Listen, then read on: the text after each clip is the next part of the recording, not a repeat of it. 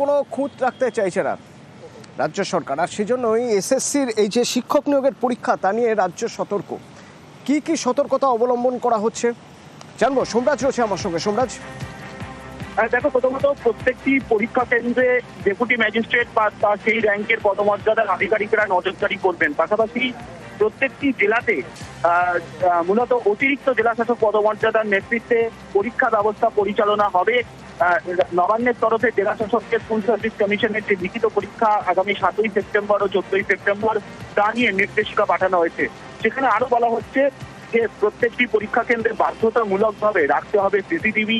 পাশাপাশি পরীক্ষা কেন্দ্রগুলিতে ফ্রিজিং করতে হবে। কোন পরীক্ষা কেন্দ্রে ফ্রিজিং এর কি উপায় হবে তা ঠিক করবে সংশ্লিষ্ট জেলার পুলিশ সুপাররা।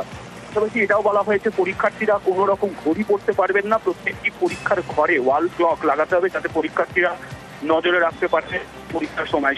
তুমি জানো যে আগামী 7 ও 14ই সেপ্টেম্বর শিক্ষক নিয়োগের নবম, দশম, একাদশ, দ্বাদশের যে লিখিত পরীক্ষা রয়েছে সেখানে প্রায় 5,80,000-এরও বেশি পরীক্ষার্থী পরীক্ষা দেবেন এবং সেই কারণেই এসএসসি লিখিত পরীক্ষা নিয়ে সতর্ক রাজ্য এবং জেলায় জেলায় এই নির্দেশিকা পাঠালেন রাজ্যের মুখ্য সচিব মানস পাল।